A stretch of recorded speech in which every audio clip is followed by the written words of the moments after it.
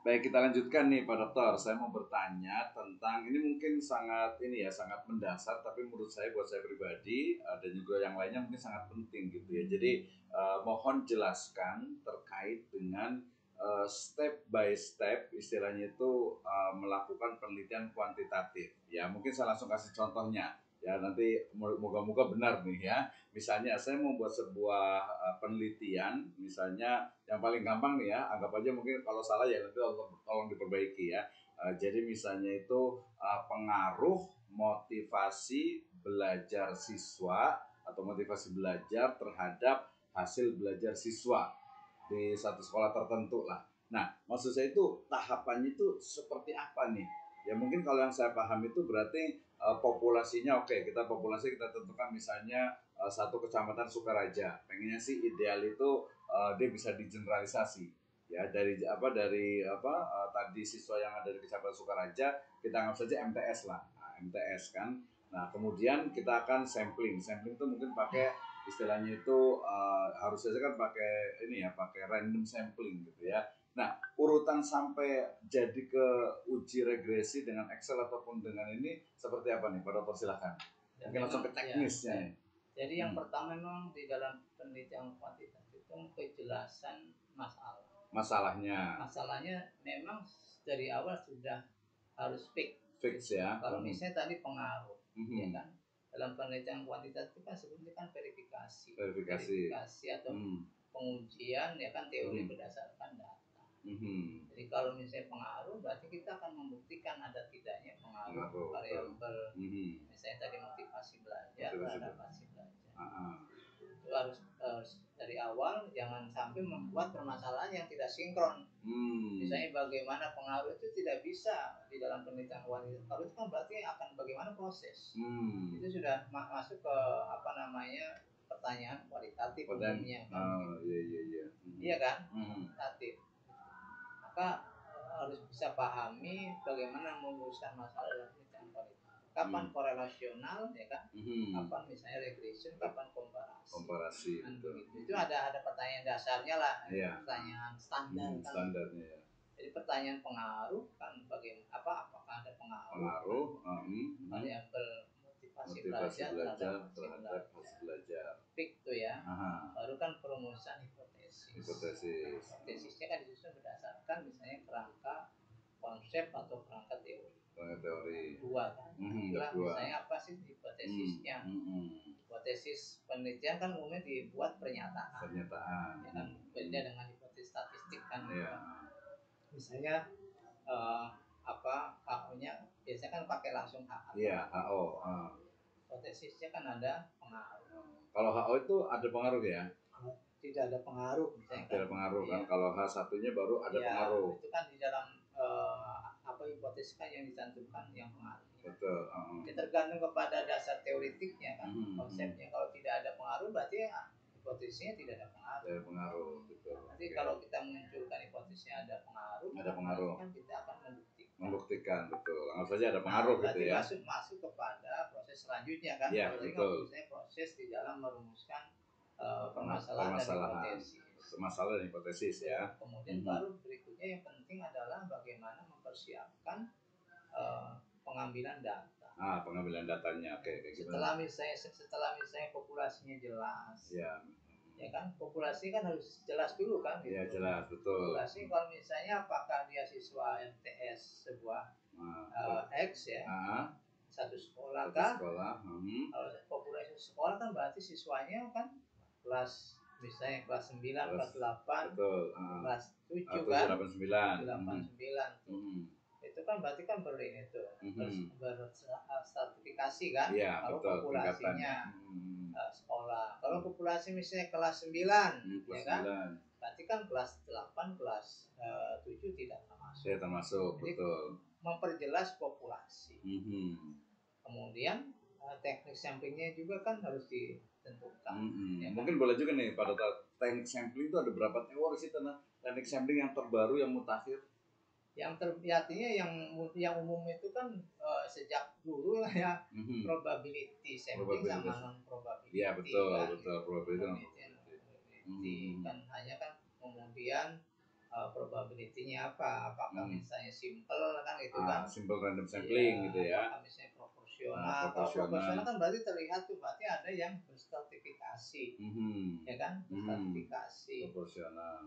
Misalnya ada yang tadi yang kelas 9, kelas 8 kan itu, berarti kan kita akan mengambil secara proporsional dari masing-masing itu kelas ya gitu ya. Kalau yang paling ideal sebenarnya apa tuh sampling itu? Ya kan kalau misalnya kan bahasanya ada yang besar ada kecil. Ukuran kecil itu kan kalau ada yang menggunakan 100. Ada yang menggunakan 30. Idealnya yang mendekati populasi kalau menggunakan sampling. Sedekat mungkin gitu ya. Maka margin errornya kan harus kecil. Iya betul. Ya kan? Jadi kalau menggunakan margin error ya sekecil mungkin. Nah itu kan artinya tergantung kepada kemampuan periset, kesediaan tenaga, kesediaan waktu, ya kan? Iya betul. Makanya adanya sampling itu supaya memang agak ringan kan gitu. Betul. Tapi margin errornya juga jangan sampai terlalu lebar. Terlalu lebar ya. 20% itu kan lebar sekali kan. Ada presentasi nggak sih sebenarnya beberapa tokoh ini gitu, ahli peneliti itu? Ya kalau dari ilmunya sendiri kan misalnya ilmu eksakta seperti arsitek teknik sipil itu kan membutuhkan margin error yang rendah lah. Iya sih betul. Supaya apa? Supaya kalau ada malpraktek ya kan, gedung runtuh kan itu kan harus di minimalisir kan, minimalisir sampai besar sekali. Jadi minimal tuh ada 25% atau 30% atau kalau kedokteran misalnya, ya harus minimal ya 1 lah dari 100 misalnya. Dari 100 diagnosis ada kesalahan 1 minimal kan. Itu ini margin errornya ya. Iya, 1%. Berarti jangan sampai 5%.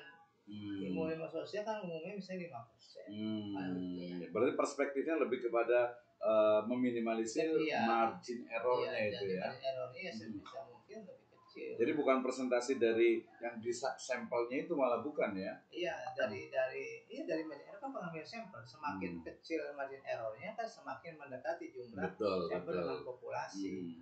Semakin besar margin errornya kan semakin jauh dari jumlah populasinya. Gitu. Oke, mungkin punten. Jadi biar agak lebih jelas nih saya ini. Jadi kan anggap saja sampelnya itu sudah ada samplingnya. Nah, kan langkah berikutnya apa? Sudah kejelasan ya. Ya, betul. Jelas di dalam populasi dan sampel. Oke. Nah, yang penting adalah penentuan bagaimana kita mengambil data. Iya, betul. Ya kan, di dalam penelitian kuantitatif itu kan umumnya berbasis kepada instrumen. Nah, ini paling penting. Mengambil instrumen. Jadi instrumen yang digunakan apa? Nah, instrumen itu kan berkaitan dengan teknik. Wawancara kan nggak mungkin. Iya, nggak mungkin. Wawancara itu kan menghasilkan data kualitatif. Kan gitu.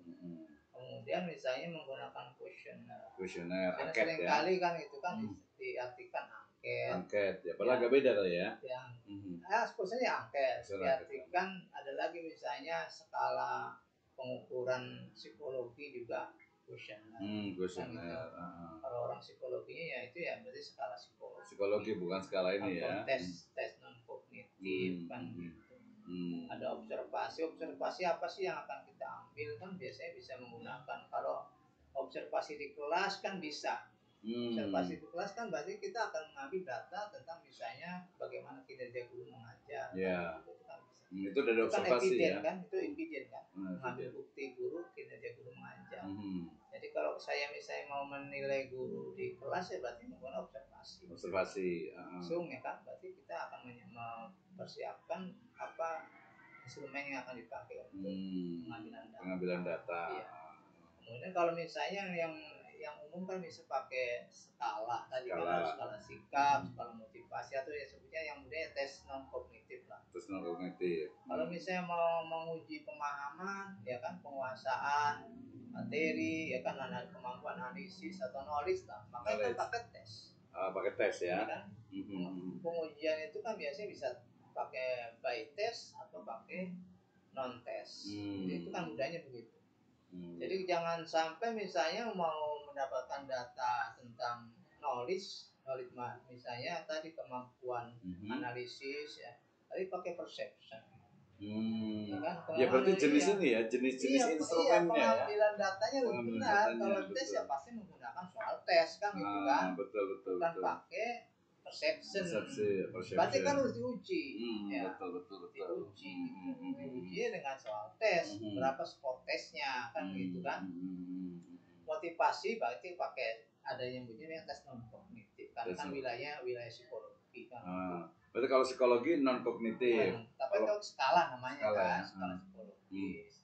Minat itu apa non kognitif ya. Kinerja kan juga kalau dilihat dari aspeknya kan kinerja itu tidak berfokus pada perception atau perilaku, tapi kinerja itu fakta. Ada produk ada perilaku.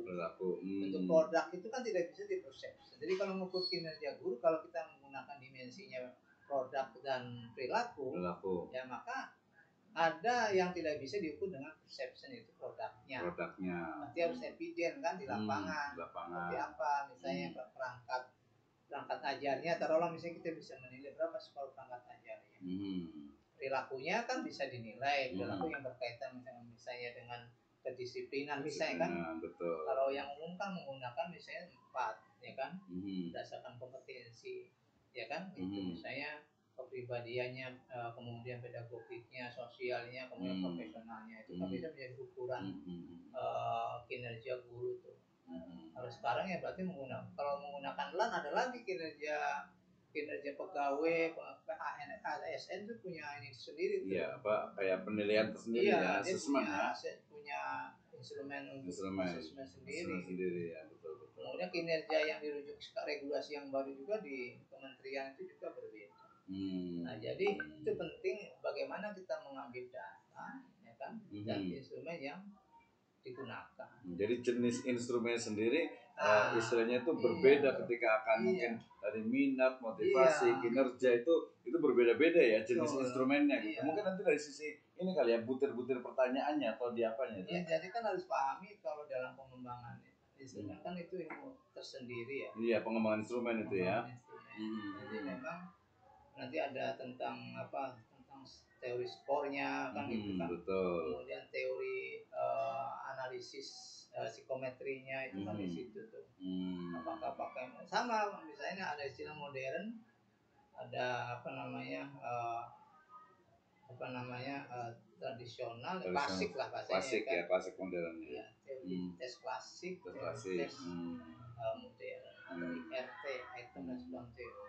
Ya. Nah, dalam pengembangannya sendiri juga sama, ada istilah mau yang mana, pakai yang klasik apa yang modern. Umumnya kan kalau mengembangkan instrumen dan penelitian yang biasa ya, itu kan tidak sedetail seperti pembakuan instrumen ya, karena mungkin ada tadi yang belum baku gitu kan. Iya, sebetulnya kan memang itu kan pembakuan, tapi kan ibaratnya hanya kan sekali pembakuan itu kan harus berkali-kali. Iya, betul. Kalau kumpulannya ada nggak sih semacam begini, misalnya tadi saya mau mengukur misalnya tadi tentang motivasi gitu, berarti instrumennya itu pernyataan dalam itu udah baku nih pakai yang ini gitu. Kalau para psikolog dia punya instrumen baku, para psikolog ya. Kalau pendidikan? Kalau para psikolog pendidikan kadang-kadang juga bisa menggunakan instrumen baku. Di mana dapatnya itu? Tergantung kepada instrumen apa. Misalnya bisa nggak motivasi ya dari psikolog digunakan untuk kepentingan kita. Itu kan juga relevan juga ya gitu. Tapi kalau sudah instrumen baku itu kan berarti ada izin penggunaannya. Iya. Kemudian juga harus berbayar. Berbayar juga ya. Kemudian juga di dunia pendidikan pun ada misalnya yang memang seperti saya kan pengembangan instrumen. Pengembangan instrumen juga ya. Jadi itu kan pembakuan. Tapi kan instrumen yang saya hasilkan itu kan bisa saja di revalidasi. Iyalah pasti karena untuk jadi sebuah. Jadi kalau misalnya ada peneliti mau menggunakan instrumen saya, dia harus izin. Iya, betul. Jadi dia tinggal menggunakan saja karena sudah melakukan divalidasi. Ada nggak tadi balik lagi misalnya tadi untuk instrumen yang digunakan yang baku untuk mengukur misalnya tadi motivasi atau mungkin tadi pola asuh dan yang lainnya di dunia pendidikan? Ada, artinya memang kita bisa harus mencari kan gitu kan, mana hasil misalnya taruh apakah di tingkat doktoral kan, doktoral mereka yang sudah melakukan validasi, itu bisa kita nyatakan sudah baku karena sudah melalui proses validasi. Jadi itu bisa dicari dalam artikel kan bisanya kan. Artikel itu kan biasanya kan menyebutkan ada yang validasi instrumen ya. Jadi kalau misalnya kita pakai kata kunci untuk searching ya validation kan. Iya. Instrumen validation maka akan muncul gitu. Oh, karena ada contoh-contoh gitu ya. Nanti instrumen apa tuh yang sudah divalidasi kan gitu. Kemudian penelitian kita apa? Relevan tidak? Relevan tidak. Kalau misalnya aspeknya relevan ya kan. Kalau misalnya kita ingin melakukan adaptasi dari instrumen yang ada itu pun bisa juga ya. Bahkan mengalih bahasakan itu juga diperbolehkan. Oh, dari bahasa asing gitu ya. Asing. Itu beberapa instrumen yang sudah baku kayak saya di lingkungan pembelajaran itu kan sudah punya kelompok riset sendiri. Itu udah baku ya. Jadi dia menghasilkan beberapa instrumen baku. Betul. Jadi kelompok LAIR ya, learning implement LAIR itu learning implement research ya. Penelitian untuk lingkungan pembelajaran itu menghasilkan beberapa instrumen pembelajaran. Oke, Pak Dokter, yang paling penting nih kalau buat saya nih ya pribadi gitu ya, anggap saja tadi itu sudah selesai ya, anggap saja istilahnya itu instrumen tuh udah jadi, anggap saja ya. Kemudian kita bagikan ke siswa gitu kan ya, kita bagikan ke siswa. Kemudian kita udah dapat nih datanya, anggap saja gitu. Nah, pertanyaan pentingnya yang saya belum paham itu, tes apa saja yang harus dilalui sampai kepada anggap saya tadi regresinya gitu. Apa saja tuh tesnya itu? Ya, kalau jangan sampai salah keliru juga. Iya, betul. Istilah validas ya. Indeks misalnya ada valid dan reliable. Iya, itu maksudnya itu masuk kemana nih urutannya? Urutannya dulu nih Pak Dokter nih. Jadi tes yang diurutkan yang mana saja gitu. Istilah validation itu kan menghasilkan apa yang disebut dengan instrumen yang valid dan reliable. Instrumen kan ya. Iya, jadi itu pada tahap pengembangan instrumen, konsep validasi itu. Validasi di instrumen. Reliabilitas itu konsep dalam pengembangan instrumen. Betul. Jadi instrumen yang akan kita gunakan dalam mengambil data itu harus valid dan reliable. Valid itu ukurannya biasanya kan indeks. Indeksnya berdasarkan kriteria. Betul. Sehingga memenuhi tepat. Kalau bahasanya kan tepat sasaran. Tepat sasaran, kan, betul. Bahasa umumnya yang dipahami secara umum kan tepat sasaran. Reliable itu kan konsisten. Konsisten ya. Nah, tadi maksudnya tesnya tuh itu dari mana tuh berangkatnya? Dari mana mulainya? Ya kalau misalnya dalam proses pertama kan, kalau dalam ilmu saya ya bagaimanapun harus melalui expert dulu. Dari expert dulu ya. Ahli, yang asesmen ahli. Untuk ininya, untuk instrumennya. Iya. Kalau mau kita masuk ke instrumen dulu kan validasi dulu oleh ahli kan itu kan diuji misalnya ketepatan antara konstruknya seperti apa, definisinya seperti apa, kemudian dimensi dan konstruk sesuai atau tidak kan gitu kan. Indikator dengan konsep sesuai tidak, kemudian misalnya pernyataan ya kan, item pernyataan soal dengan indikator sesuai atau tidak. Jadi bisa expert, bisa panelis. Panelis kan berarti melibatkan beberapa expert ya. Jadi kalau setelah udah dianggap valid oleh expert dan panelis, baru dibagikan. Nanti baru kan diuji coba. Oh, diuji coba dulu. Di lapangan. Testing kan. Testing. Itu yang di luar sampel ya katanya. Ya itu kan di luar supaya tidak mengetahui dari awal kan, menjaga. Betul. Objektivitas. Iya. Berarti di luar sampel kemudian di testing tuh. Itu ada teorinya berapa tuh kalau untuk testing itu? Testing itu kalau dalam ini kan misalnya bisa kita melakukan pengujian itu sampling ya. Misalnya instrumen itu taruh kita ada 100. 100 itu bisa kita testing misalnya taruh 10% dari item yang ada. Itu kan misalnya trial. Trial ya, betul. Jadi di dalam tahap pertama itu mungkin kan kita melihat baik itu kualitatif maupun kuantitatif. Ada kesulitan apa, kemudian dari tampilan kan ada namanya kan face validation kan, tampilan itu menarik atau tidak, terbaca atau tidak. Yang kita jadikan sampel misalnya usianya kayak saya misalnya ya di atas 50 kan, kan nggak mungkin pakai 12 time. Iya, time Solomon gitu ya, kecilan gitu ya.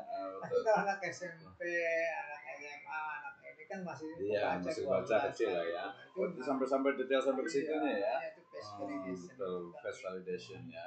Oke. Konten kan gitu. Baru ke kontennya. Bahasa. Ribet lah kalau dalam konsep pengembangan itu. Cuma kan saya ingin mempermudah saja di kalangan. Ya, makanya tadi tapi kalau tes itu dia wajib ya harus ada tes, nggak bisa tes uji coba harus ya. Ada yang langsung. Kalau yang langsung nih kita anggap langsung. Expert kan itu. Iya, tanpa expert misalnya. Ya memang ya begitu kualitas kurang ya, iya kurang. Betul. Dengan kemampuan. Oke. Ya oke, tadi anggap saja itu udah lewat tuh. Kan, langsung tes apa nih yang pertama ketika kan data sudah ditemukan? Ya tergantung kepada jenis data. Kalau misalnya tadi datanya data nominal kategorikal. Ya tidak perlu ada misalnya uji prasarat. Kan uji prasarat itu kan untuk melihat misalnya distribusi data, keragaman data, ya kan searah atau tidaknya linearitasnya, ada tidaknya misalnya atau korelasi. Ya uji asumsi klasik lah ya. Itu di mana tuh uji asumsi klasik itu? Uji asumsi klasik itu kan diperlukan ketika datanya data interval. Kalau yang nominal dengan itu tidak perlu, karena apa, tidak akan menghasilkan apa yang disebut dengan misalnya kecenderungan pemusatan data kan ada kelas rata-rata. Kan nggak mungkin dicari karena semua uji normalitas, kan diantaranya memerlukan nilai rata-rata. Nah itu saya bingung tuh di situ tuh. Ini uji normalitasnya di mana, homogenitasnya, sampai ke uji tadi yang itu istilahnya tuh validitas tadi tuh, reliabilitas, kemudian heterodeskitisitas. Tadi kan contoh yang pengaruh tadi. Pengaruh motivasi belajar terhadap. Kan datanya itu akan menunjukkan data interval. Kalau motivasi interval ya? Iya. Interval. Ya. Maka untuk pengujian kalau misalnya regresi kan diantaranya adalah normalitas pun ada beda ini tuh, berbeda aliran.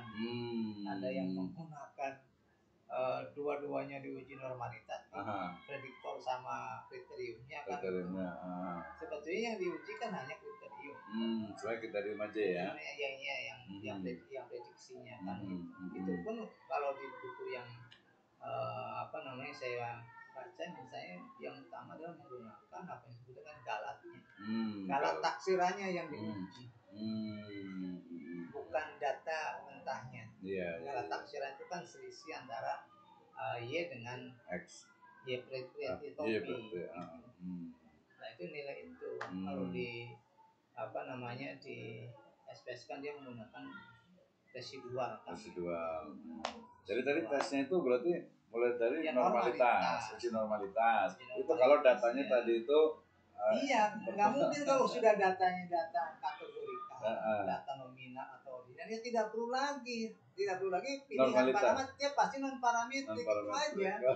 Itu sering-sering campur itu. Jadi kalau datanya interval ada dua kemungkinan, bisa parametrik, bisa non parametrik. Kenapa perlu ada uji asumsi tadi? Kebutuhannya untuk menentukan inferensialnya mau apa, parametrik atau non parametrik. Kalau tadi pengaruh motivasi itu maksudnya ke data apa tuh? Interval. Kalau interval berarti ada dua kemungkinan. Kita bisa parametrik, bisa non parametrik juga. Ya kan? Dalam konteks ini kan dia penelitian regresi. Ya kan? Regresi kan umumnya kan menggunakan istilahnya kan linear sama tidak linear. Ya kan? Gitu. Jadi tidak ada pilihan lain ya kan? Selain misalnya parametrik. Iya. Kayak kita ngambil parametrik nih, berarti yang diuji apa aja nih untuk sampai ke regresi? Jadi kalau misalnya itu sudah uji normalitas. Ya, taksirannya misalnya distribusi normal. Hasilnya normal lah gitu ya. Kan bisa dilanjutkan ke pengujiannya ke regressionnya kan, langsung regresi ya, berarti hanya dua uji atau aja. Misalnya lihat linearitasnya ya kan, linear tidaknya kan gitu. Nah, itu sekaligus soalnya kan biasanya pengujiannya itu sekaligus satu ya itu melihat linearnya kan gitu kan. Nah, linear kan berarti bisa digunakan kan. Betul. Kalau non linear berarti kan pakai analisis yang lain kan gitu kan. Pakai data nominal kan gitu. Nah itu kemudian kalau mau lihat apakah tinggi atau tidak kan autokorelasi. Tapi kan jarang juga kan. Betul. Juga. Jadi kalau misalnya itu normalitas sama regresi. Ya, kan, regresi. Normalitas, linearitas, baru kalau langsung ke regresi. Ya, gitu. Nah kalau misalnya mungkin kapan dipakai kan umumnya untuk persyaratan terkait dengan uji komparatif. Kalau itu yang heterodetektisitas, nah itu memang dipakai untuk regresi ganda. Yang lebih dari satu ya, X1, X2. Ya, misalnya pada pengujian PET ya, analisis juga kan memerlukan itu. Melihat apakah heterogen atau tidak kan variansinya itu. Gitu. Jadi untuk yang ini ya, yang bukan bivariat, yang pokoknya yang X itu lebih dari satu gitu ya, yang bukti ya. Regresi yang linear berganda. Ada multikolinialitas kan. Multikolinialitas kan dipakai untuk regresi ganda. Apakah variabel prediktornya X1, X2 kan korelasinya tinggi atau tidak. Kalau bahasa autokorelasi kan untuk yang sederhana kan. Sederhana autokorelasi. Nah kalau heterogenesis biasanya untuk melihat variasi dari tadi tuh regresi ya antara X dan Y-nya variansinya. Berarti dia kalau udah ke regresi udah selesai, tinggal dijelaskan aja gitu. Iya, artinya memenuhi tidaknya kan uji prasyarat normalitas dan linearitas. Normalitas, linearitas baru ke regresi. Iya, kalau korelasi kan biasanya membutuhkan uji prasyaratnya kan normalitas. Ya, kan normalitas sebenarnya kan dia sebaran data sebenarnya. Iya, kan distribusi ya, kan ya. Jadi kenapa sih perlu?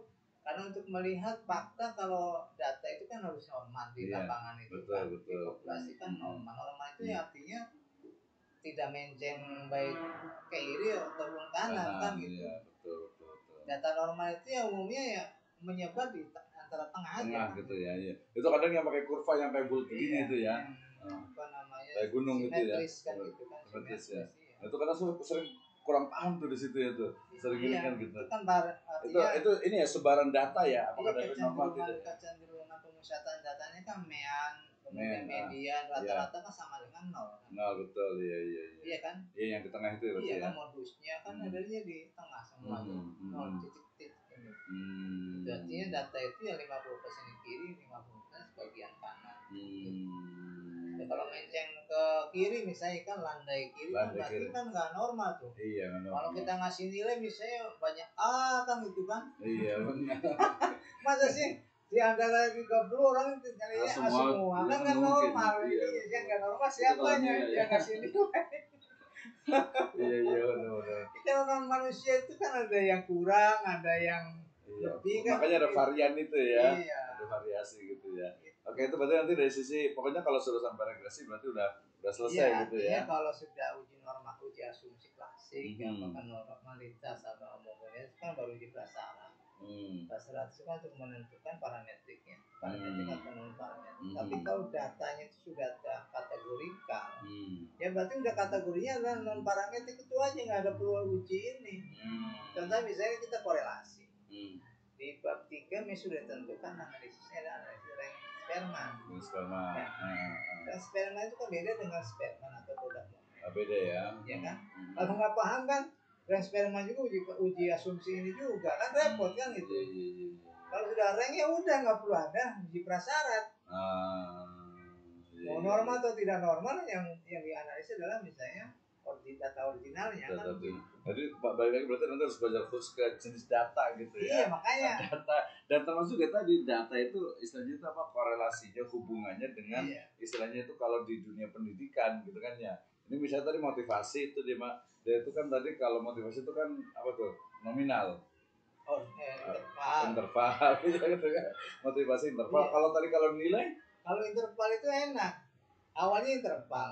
Interval itu kalau misalnya ternyata datanya tidak normal.